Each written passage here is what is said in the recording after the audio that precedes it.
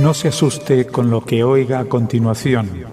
Es el eco del pasado cuando empezaron las emisiones de Radio Sefarad a finales de enero del 2004 y cuyos informativos semanales hemos reunido para revivir lo que entonces pasaba desde la perspectiva de nuestro tiempo.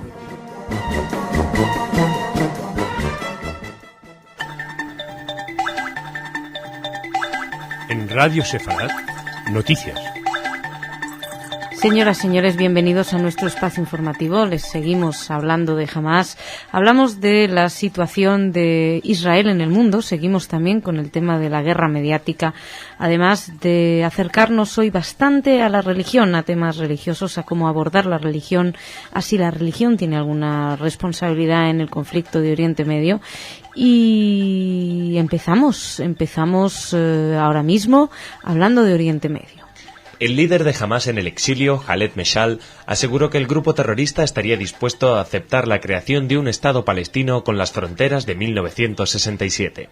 En una entrevista con el diario palestino Al-Ayam, Meshal recordó que en 2006 todos los grupos palestinos llegaron a un acuerdo en El Cairo en el que apoyaron la creación de un Estado palestino con las fronteras de 1967, con Jerusalén como su capital y el derecho de retorno de los refugiados palestinos.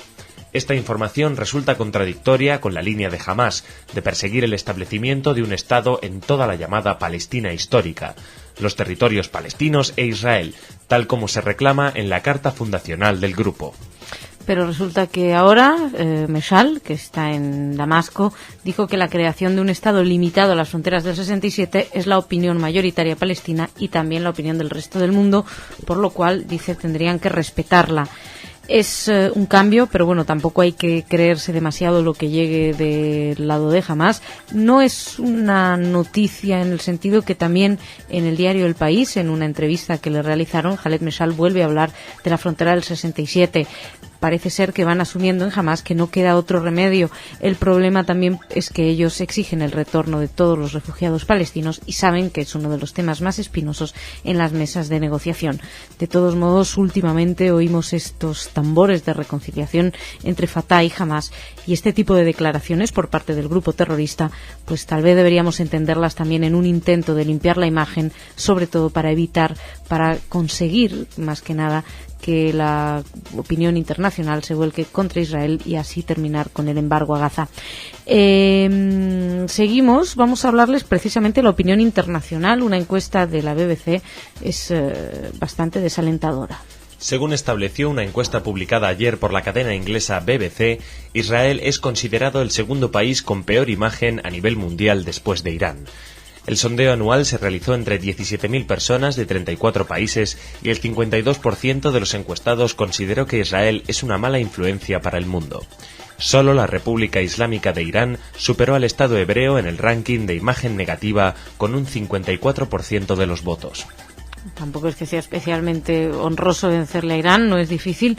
Hay que destacar, eso sí, para ver la parte positiva, es que en el 2007 era el 57% de los votos negativos. O sea, habría un 52 ahora, 57 antes, habría bajado un 5%, qué mal estoy en cálculos.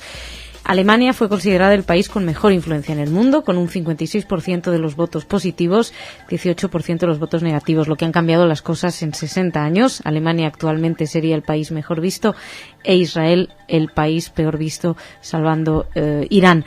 De todos modos, hay que destacar que esta encuesta fue llevada a cabo por la agencia internacional Globscan con el programa sobre actitudes de política internacional de la Universidad de Maryland. Pero lo que les decía, creo que hay que destacar los países que se pusieron en la picota, porque no se dio el mapamundi y el globo entero para elegir, se dieron países concretos y hubo que establecer un ranking entre Brasil, Gran Bretaña, China, Francia, Alemania, India, Irán, Israel, Japón, Corea del Norte, Pakistán, Rusia, Estados Unidos y la Unión Europea. Esto en términos de imagen positiva y negativa. Evidentemente hablamos de un país, Israel, en un conflicto que vemos todos los días en los medios de comunicación, pues era difícil que no saliera si estos son los otros países los únicos que le dan a elegir. Por cierto, también sería interesante saber cuándo la hicieron, cuándo realizaron esta encuesta, porque probablemente con esto de las modas, si hoy la hicieran, China saldría incluso peor parada que Irán, ya que ahora está de moda hablar mal de China por el tema de las Olimpiadas. También en la opinión pública tenemos este dictamen de lo que está bien visto en el momento. Pero bueno, la información salió publicada ayer. Y realmente lo más destacable es que Israel sigue siendo considerado uno de los países con peor influencia. Más cositas, seguimos. Vamos a hablar de religión, ahora vamos a hablar bastante de religión, las noticias que quedan. Empezamos desde Israel. Los ánimos religiosos en Israel son especialmente fuertes entre los jóvenes, tal y como escribe el miércoles el diario Yediot Aharonot, citando un estudio realizado por la fundación alemana Bertelsmann en 18 países. El 39% de los israelíes de edades comprendidas entre los 18 y los 29 años se definen como hombres ultrarreligiosos y otro 47% optan por la respuesta religiosos. A medida que la edad aumenta, los ánimos se vuelven menos radicales. Así, los ultrarreligiosos representan el 35% en la categoría de 30 a 39 años y el 26% en la de 50 a 59 años. Y lo más curioso es que Israel es el único país donde ocurre esto. Es contrario, completamente contrario, diametralmente opuesto a los otros 17 países, donde los sociólogos del Bertelsmann llevaron a cabo también el estudio. Y es, pues como les decía, a la inversa, los sentimientos religiosos de la persona se fortalecen con los años. Y esto es real y esto es válido para todos, menos para Israel. Donde los más jóvenes son más religiosos y van perdiendo la religiosidad. Dice, de hecho, Martin Jager, que es el responsable del estudio, decía que solamente en Israel ser más joven significa ser más conservador. Y dice, y esto es curioso lo que se plantea, teniendo en cuenta que este grupo de edad es el más numeroso, el investigador se pregunta si Israel se volverá más religioso en los próximos años. Desde luego que esto es un debate que está en todos los países en la calle, pero en Israel especialmente el rol de la religiosidad, el Estado, etcétera.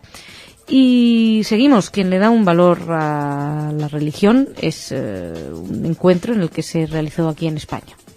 El que fuera primer embajador del Estado de Israel en España, Samuel Hadas, declaró hoy en Madrid que es necesario un diálogo permanente y profundo entre las tres principales religiones monoteístas, musulmana, judía y católica, para combatir el totalitarismo que impone la guerra hoy en día. En esta línea, Hadas explicó que este totalitarismo que afecta a Oriente Próximo solo puede ser combatido desde las iglesias, las mezquitas y las sinagogas, es decir, con la ayuda de los líderes religiosos. Sin embargo, lamentó que estos no siempre están preparados para echar una mano de los factores religiosos en aras de conseguir la paz. Fue un debate organizado por el Centro de Estudios de Oriente Medio, la Fundación de Promoción Social de la Cultura, y trató sobre la diplomacia, la política y el papel de la religión en la reconciliación entre los pueblos. Hadas explicó que el diálogo entre las principales religiones no es un objetivo, sino un medio para facilitar el conocimiento de los pueblos entre sí. Además, el embajador expresó su confianza en que si la religión ha sido catalizadora de conflictos sangrientos, puede tener un papel fundamental para solucionarlos. En cuanto al futuro más cercano, pues se planteó que los diplomáticos están ante un gran desafío que ofrece la posibilidad de salir de los marcos tradicionales.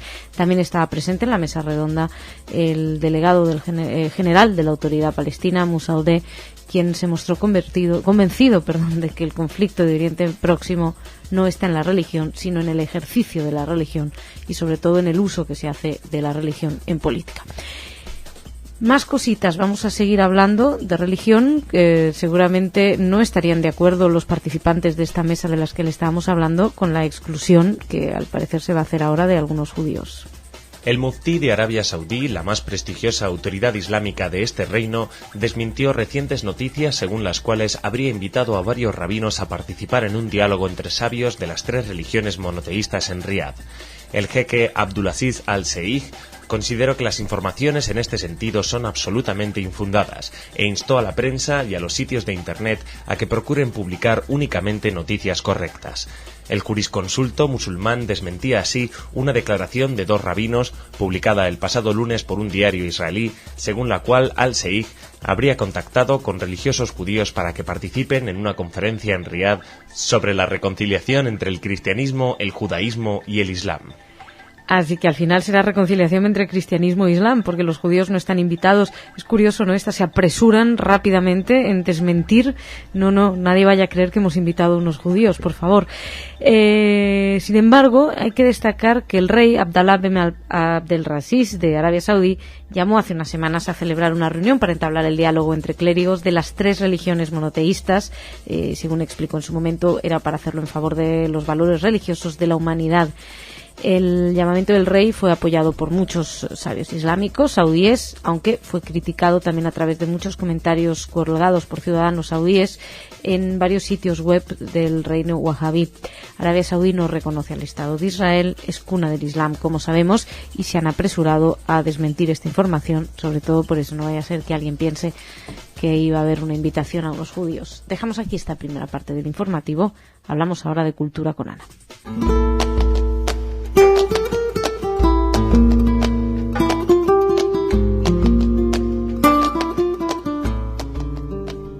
Ana, bienvenida, ¿cómo estás? Gracias, bien, ¿qué tal? Bien, nada, aquí saliendo de noticias sobre religión y llegando a cultura. Llegando a cultura, ¿qué nos cuentas tú?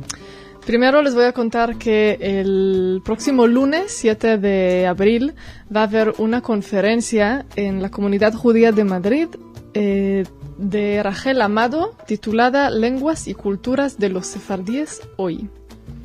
Rachel Amado, que es de Izmir, Turquía, bueno, ahí nació, lleva una larga vida de difusión de la historia, la lengua y la cultura sefardíes y da conferencias en todo el mundo sobre este tema. Y ahora está en una pequeña gira en España. Y uno de sus conciertos tendrá lugar aquí en Madrid. Exacto. Bien. El lunes a las 8:30 de la tarde. Perfecto. Más cositas. Otra cosa, se anunció que 2 cineastas argentinos que viven en Barcelona están preparando una película sobre la compañía judía que luchó en la Guerra Civil Española. Parece que hubo unas brigadas internacionales donde participaron como entre 6 y 8 mil judíos. En las brigadas internacionales 6 o 8 mil judíos. Y tampoco debían de ser, que habría unos 35.000 o así. Bueno, no me sé bien los números de brigadas, pero el porcentaje era bastante elevado. Pero claro. Sí, suena bastante. Entonces, bueno, los 2 cineastas se llaman Gabriel Amdur y Uriel Wisnia. Y lo están enfocando en una compañía judía que se llamó Naftali Botwin, que se creó en el 37, que fue el nombre es homenaje a los judíos muertos en los campos de batalla. Entonces, bueno, vamos a esperar este documental que pero podría ser interesante. Yo quisiera saber qué porcentajes son. Ahora me he quedado con la duda de cuántas brigadistas internacionales vinieron a España. Lo vamos a investigar. Vamos a investigarlo y se lo vamos a Mañana se lo contamos. Lo prometemos. Te tomo la palabra, Ana. Bueno, y una última noticia curiosa de Israel es que Shimon Peres, el presidente, decidió hacer un congreso enorme que se va a llevar a cabo en mayo, el 13 de mayo, en Jerusalén, sobre nuevas tecnologías y su influencia en el futuro en general, en Israel y los judíos en particular. Y van a participar una cantidad impresionante de gente importante, desde Tony Blair, Henry Kissinger y Elie Wiesel. Y también van a llegar los líderes y fundadores de Google, de Yahoo, de Facebook, de todos estos mega... Es como en vez de las 3 religiones imperios. 3 religiones monoteístas, no, las 3 grandes... cuestiones de Internet, no sé cómo se llaman, Google... Exacto, Microsoft, todos estos imperios del Internet que se van a encontrar en Jerusalén. Bueno, y imperios de Internet a quienes nosotros particularmente tanto debemos. Claro. Ana, muchas gracias. Gracias a ti, Mañana más con los datos de las brigadas internacionales. Se lo prometo. Señoras, señores, muchísimas gracias por su atención. Mañana más.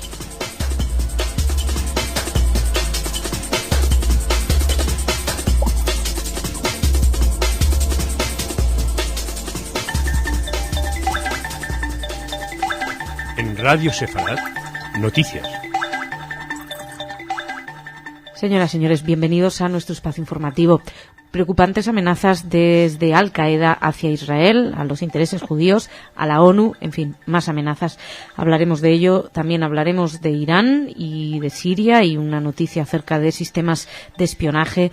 También visitaremos Israel, pero desde otro punto de vista. En este caso lo sobrevolaremos junto a las abejas israelíes y hablaremos de unos turistas mexicanos. Dejaré que juzguen ustedes mismos sus actitudes y cómo debieron pagarlas. Y además seguiremos con el culebrón de la FIA, de la Federación Internacional de Automovilismo, siguiendo de cerca los pasos de Max Mosley. Recuerdan que fue acusado de haber participado en una orgía de estética nazi. Además, en la sección cultural, Ana nos traerá informaciones, sin duda alguna, muy interesantes. Por ahora entramos y empezamos directamente con las amenazas de Al-Qaeda. El segundo en la jerarquía de Al-Qaeda, Ayman al-Zawahiri, dijo el miércoles a través de un sitio de Internet que la organización terrorista atacará a judíos en Israel y en el mundo. Al-Zawahiri respondió preguntas de adherentes, críticos y periodistas de Al-Qaeda en un foro de un sitio web de islámicos radicales y dijo también que las Naciones Unidas son un enemigo de los musulmanes. En un audio de media hora de duración, Al-Zawahiri dijo que Al-Qaeda no mata a inocentes y que aquellos inocentes que murieron en ataques en Bagdad, Marruecos y Argelia murieron por error o por necesidad. Es una grabación que fue acompañada por un texto de unas 40 páginas, escrito en inglés, y estas apariciones son semipúblicas y se detectan por instituciones dedicadas al seguimiento del terrorismo, entre ellas el servicio Intel Center de Estados Unidos, y son además quienes plantean que a través de los foros de Internet los terroristas pueden interactuar con sus seguidores casi de forma inmediata, pese a que ellos estén escondidos en zonas de Afganistán o de Pakistán. Amenazas a tomar muy en serio, evidentemente, y gracias a estos sistemas de espionaje que se pueden detectar. Hablamos a continuación de otro sistema de espionaje, aunque en este caso utilizado en contra de Israel. Irán ha emplazado avanzados puestos de escucha en Siria en los últimos meses para interceptar las comunicaciones militares israelíes, según dijeron el martes funcionarios de seguridad israelíes.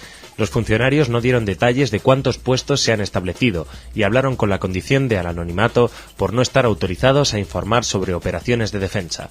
Fuentes militares dijeron que los puestos de escucha recibieron información por medio de poderosas antenas capaces de recoger comunicaciones a cientos de millas de distancia.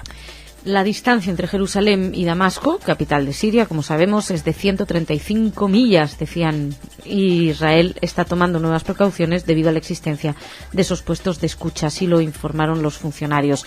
Entre otras medidas de precaución, por ejemplo, los altos jefes no pueden llevar sus teléfonos móviles a los cuartos donde se discuten informaciones secretas. También se asignarán sitios especiales en las bases para que los generales conduzcan sus conversaciones personales. Así, las estaciones de escucha no van a captar conversaciones dedicadas que puedan llevarse a cabo en el trasfondo mientras los generales hablan por sus teléfonos celulares. Como ven, muchísimas medidas de precaución. Esta semana pudimos ver movimiento de tropas sirias. También escuchamos como que iba a haber un enfrentamiento, luego se desmintió. En fin, de temas más de actualidad de Israel, entramos hoy precisamente en nuestro programa especial en Desde Israel con nuestro corresponsal Salem Ergui, así que no hemos querido aquí en el informativo de Radio Sefarad habitual detenernos demasiado. Les recomendamos que escuchen ese programa donde nuestro corresponsal nos pone más al tanto de qué es lo que está sucediendo y sobre todo nos brinda su análisis, que siempre es mucho más útil para comprender mejor la situación. Pero seguimos en Israel, aunque como les decía al principio del informativo, casi que lo sobrevolamos. Científicos israelíes crearán un corredor aéreo para que las abejas puedan cruzar una de las principales autopistas del país y polinizar una flor endémica que de otra forma podría extinguirse.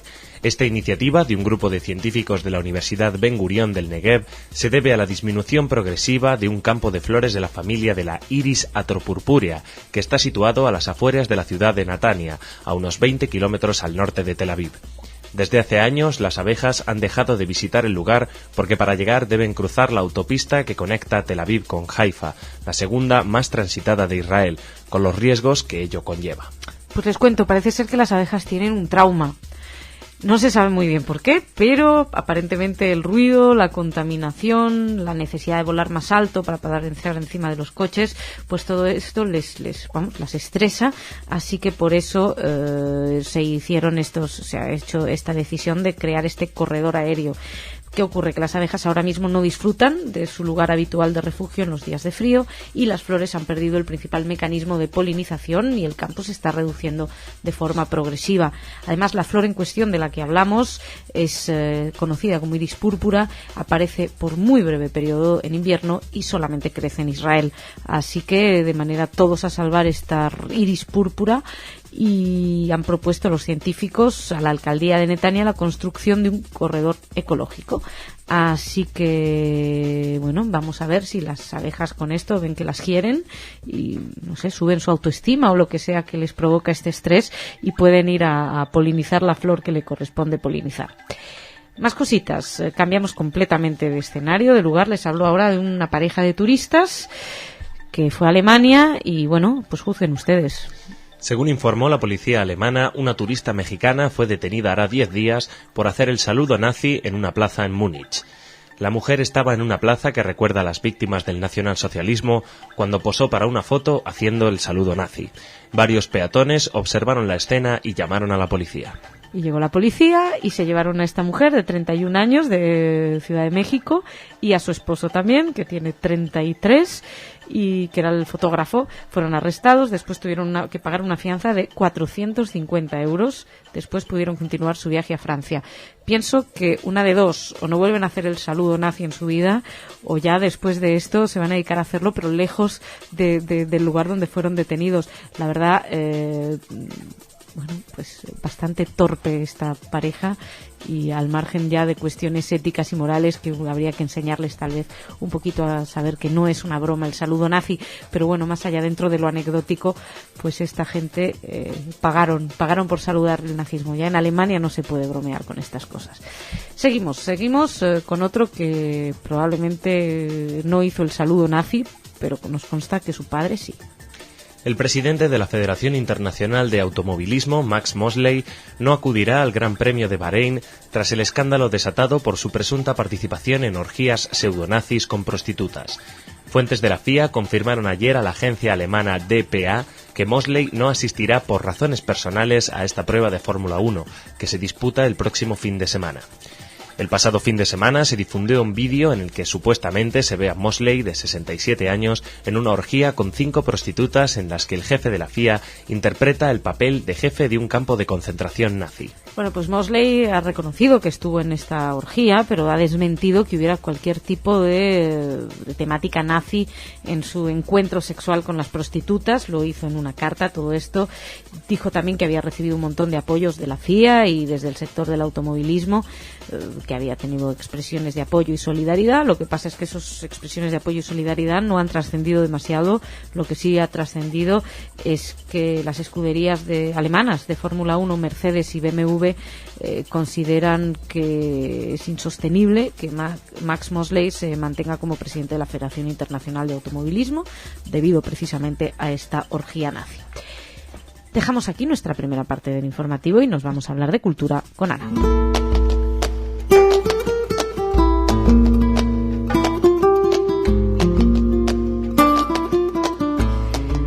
Ana, ¿cómo estás? Bien, ¿y tú? Muy bien, ¿qué me traes? Primero te traigo varias buenas noticias. Yupi.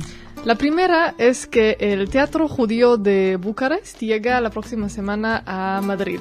Es teatro que todas sus obras se presentan en yiddish. Y la próxima semana es en el marco de todo un ciclo de teatro rumano que va a haber en Madrid. Y el martes podrán ver la obra El Juego de los Reyes de Pavel Kohut, que es un checo dramaturgo muy importante. Fue de hecho de los portavoces de la primavera de Praga. Uh-huh.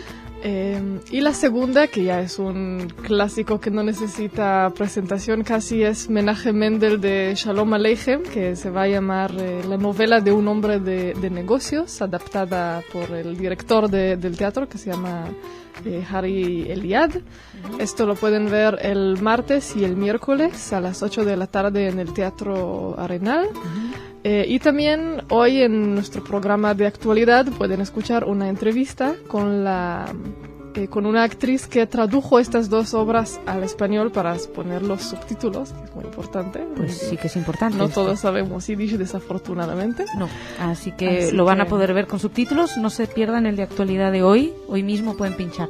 ¿Qué más cositas, Ana? Otra cosa, Casa Sefarad de Israel organiza un evento muy especial en la Filmoteca, en el Cine Doré, el 9 y 10 de abril.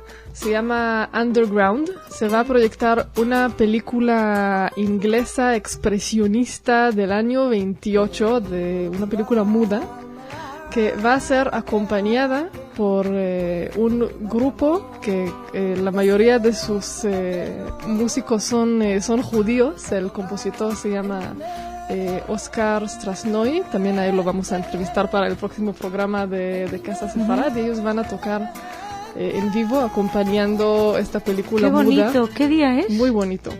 El 9 de abril es a las 10:15 de la noche y el 10 de abril a las 7:30 en la Filmoteca. Realmente es muy bonita la iniciativa. Suena maravilloso. De hecho, el proyecto empezó, o sea, a este grupo se lo encargaron componer música para esta película el auditorio del Museo del Louvre en París. Y ahora ya lo traen para La verdad es que por ahora, no sé, si tuviera que elegir a cuál de los espectáculos ir, sería difícil.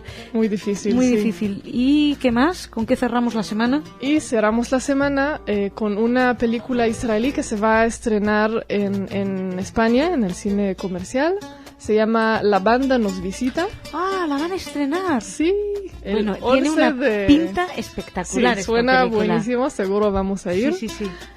Bueno, es la ópera prima de Eran Colirin. Estuvo en todos los festivales importantes del mundo, ganó premios ya en Cannes. Obviamente los premios de la Academia de Israel creo que se los llevó todos. Y debe ser muy divertido. Bueno, pues yo he tenido noticias de esta... Dime. Una última Por cosita. favor. Es que ayer me diste deberes. ¡Ay, me olvidé! Y los hice. Bien, cuéntame, ¿cuántos brigadistas? En total hubo 60.000 brigadistas. El doble de lo que yo dije, 60.000 brigadistas. ¿Y de Bueno, ellos? sí, la cosa es, tal vez el dato que tú tenías es porque ahí donde lo vi, decía, hubo 60.000 brigadistas, pero militantes 35.000. Claro. Así que ese debe ser el dato que tú tenías. Bueno, y de los cuales 8.000 eran judíos. Exacto. Ana, gracias, muchísimas gracias. Además, Gracias a ti. realmente las noticias de hoy son todas súper apetitosas. Sí. Que tengas un buen fin de semana. Shabbat Shalom. Shabbat Shalom. Señoras, señores, muchísimas gracias por su atención. Shabbat Shalom, un muy buen fin de semana. Vengan con fuerzas porque estaremos aquí en Radio Sefarad esperándolos.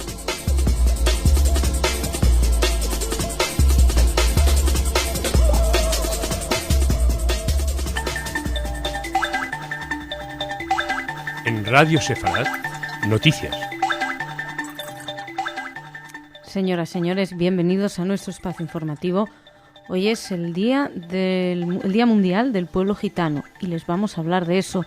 También les hablaremos de musulmanes, de tumbas musulmanas profanadas en Francia y además de Oriente Medio, de Instante Crítico, que es el nombre que tuvo el simulacro de defensa que empezó a realizarse el domingo en Israel. También de la reunión entre el presidente de la Autoridad Nacional Palestina, Mahmoud Abbas, y el primer ministro israelí Ehud Olmert, además de unas declaraciones que sabremos dentro de poco qué sucedió exactamente en ese misterioso sobrevolar de aviones israelíes sobre territorio sirio.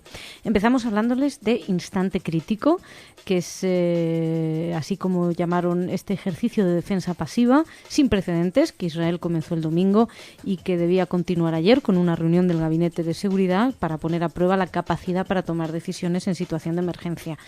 ¿Qué hacen? Pues se reunía el Departamento de Estado Mayor a cargo de la defensa pasiva y se reunía el gabinete y fingían como que estaban siendo atacados con misiles y cohetes. Entonces, bajo la dirección del primer ministro, el Gabinete de Seguridad tenía que tomar las decisiones oportunas, ya que es quien tiene las competencias para tomar cualquier decisión en materia de defensa. El simulacro se basa en ataques simultáneos en el norte por parte de Siria y Hezbollah y en el sur por cohetes disparados desde Gaza. El funcionamiento de varios servicios vitales para el país en tiempo de guerra, como los centros de abastecimiento, los hospitales o los servicios postales, están siendo analizados durante una reunión que presidida por el ministro de Defensa, Ehud Barak, y esto fue ayer. Y bueno, tenían previsto seguir investigando. De hecho, hoy estaba previsto que las sirenas suenen en todo el país, tanto en las instituciones públicas como en las escuelas, y los habitantes van a tener que ir a los refugios, al tiempo que Defensa Civil va a explicar por primera vez en televisión la forma de comportarse en un caso de ataque. En fin, parece que después de lo sucedido durante la guerra contra Hezbollah en el verano del 2006, parecería como que la defensa de los civiles está empezando a ser una de las prioridades, o vuelve a ser una de las prioridades del gobierno israelí. También una de las prioridades del gobierno israelí son las conversaciones de paz que siguen adelante. Ayer se volvieron a reunir Ehud Olmert y Mahmoud Abbas en Jerusalén para revisar la marcha del proceso de negociación. Esta reunión tiene lugar después de 2 meses sin entrevistarse. Recuerden que Abbas dio por concluidas las conversaciones después de la escalada de violencia en la Franja de Gaza.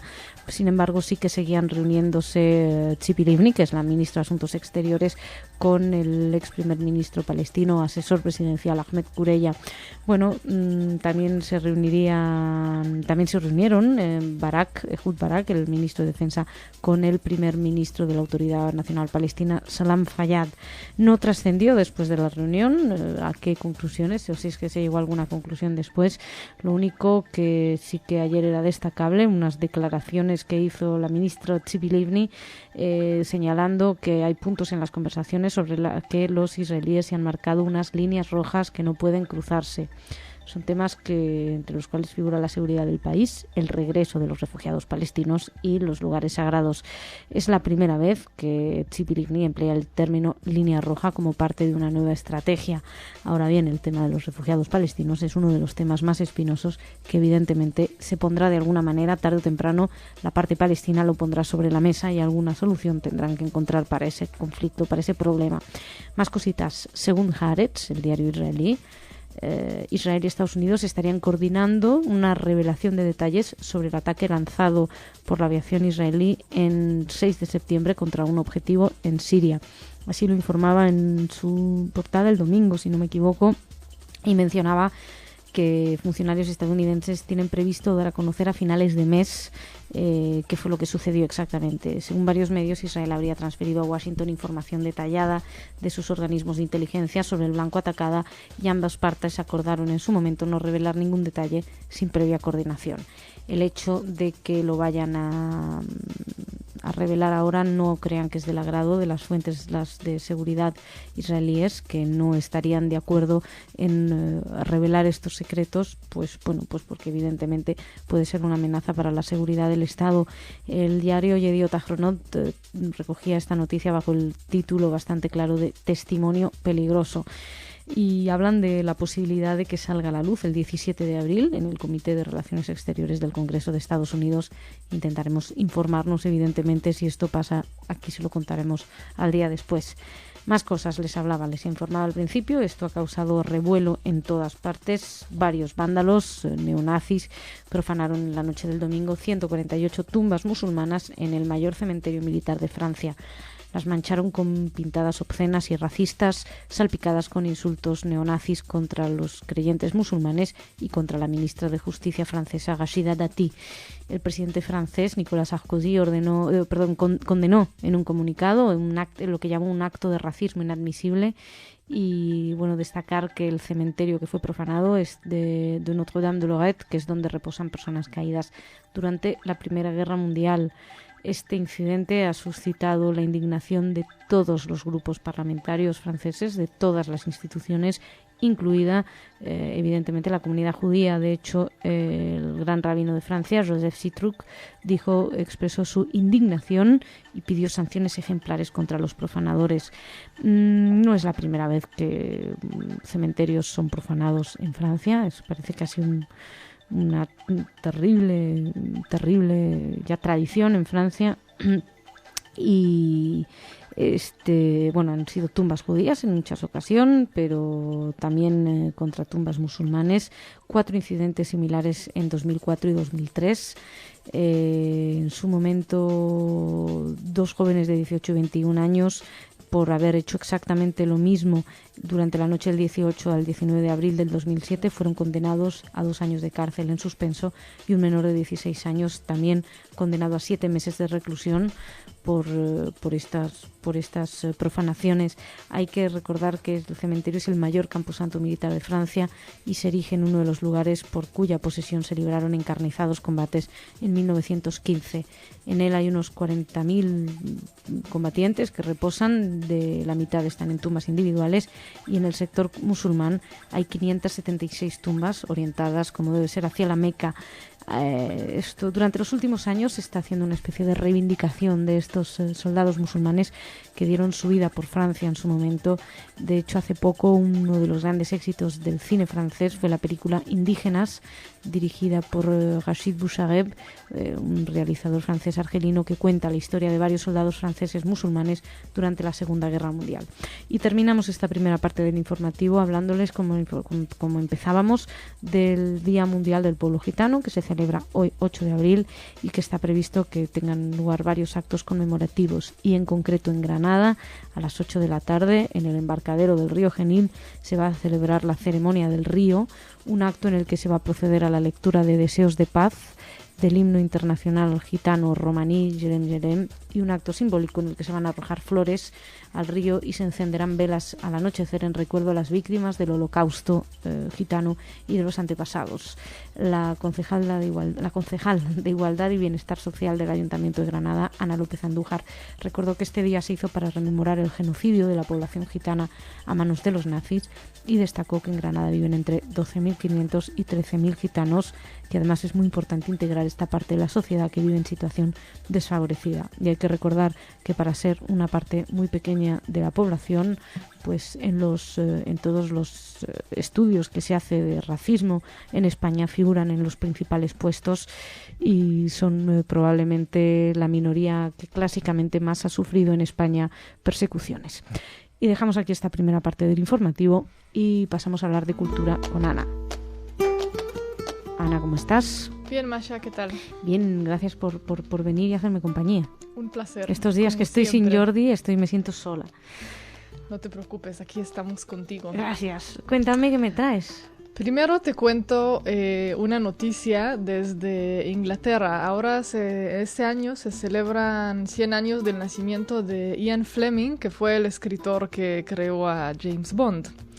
Entonces están haciendo una exposición especial para él en el Museo Imperial de Guerra de Londres, que se inaugura el 17 de abril. Y pues se están revelando así cosas interesantes y curiosas de su vida, de Ian Fleming, entonces de la cual les voy a contar una. ¿Sospechaba algo así? Sí. En 1940, en esa época de la Segunda Guerra Mundial, Fleming trabajaba en el espionaje militar. Y él, digamos que, como bien luego lo demostró en sus libros, tuvo mucha imaginación. Sí.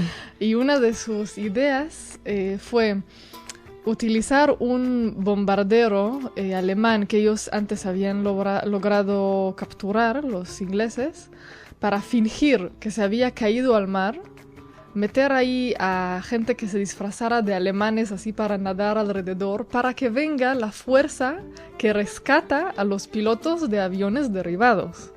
Uh-huh. ¿Sí? ¿Me explico? Te voy siguiendo, sí. ¿Me sigues? O sea, fingen un... Exacto, o sea, ellos tenían un bombardero ya capturado desde hace un tiempo, entonces lo iban a tirar al mar con otros fingiendo que son algunos alemanes que son pilotos que sobrevivieron, uh-huh. Por lo cual luego vendría corriendo la fuerza alemana de rescate de pilotos, uh-huh. Para rescatarlo, sí. y así ellos capturarían a la fuerza para sacarles información. Exacto, una cosa muy complicada. Bueno, que la verdad es que les pareció una idea muy buena y ya estaba en marcha la preparación. por algunas razones que la verdad no tengo el plan al final, creo que decidieron abandonarlo. Digo yo que los alemanes se habrían dado cuenta que se les había caído un avión en ese momento o había desaparecido hace unos meses. Digo yo, no lo sé. Probablemente. Pero bueno, o sea, Ian Fleming tiene ingenio esta idea. Aportó sus capacidades al servicio británico. Sin duda. Ah, qué bueno. Más cositas. Otra cosa.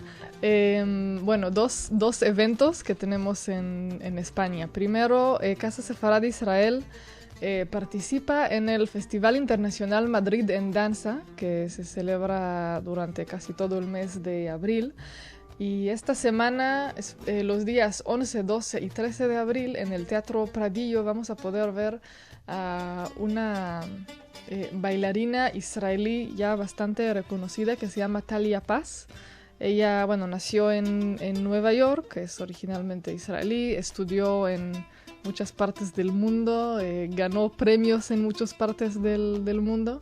Estuvo con el grupo Bacheva, que es bastante famoso.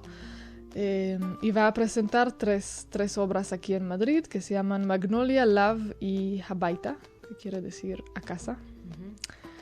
Y eso es lo que nos presenta esta semana Casa Sefarad Israel. Bueno.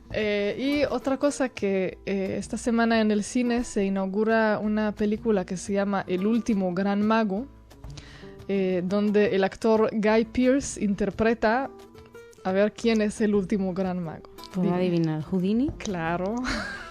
Perdón, ¿Tamariz? El judío Houdini, que originalmente creo que no se llamaba así, de hecho creo que se llamaba Heinrich Weiss, pero bueno, él se hizo llamar Houdini, y ahora sale una película que está así entre realidad y ficción, basado en su historia, donde él, su madre acaba de morir y él está muy obsesionado con buscar un medium para poder hablar con ella. Y ofrece una cantidad impresionante de dinero al medium que logrará hacerle comunicar con su madre, y aparece la bella medium interpretada por Catherine Zeta-Jones, que ya te imaginas a dónde va esta historia. No me historia. digas que Houdini y la medium terminan teniendo una affair. Pues eso sospecho, a eso huele, digamos. Bueno. Yo he visto alguna película sobre esta historia. Sí, es pero la no tercera, creo que ya, pero no llegaron que tan lejos de la realidad. No, eso no. Ana, muchas gracias. Iremos a ver la ti. película y ya haremos una crítica. Muy bien. Gracias. Señoras, señores, muchas gracias por su atención. Mañana más.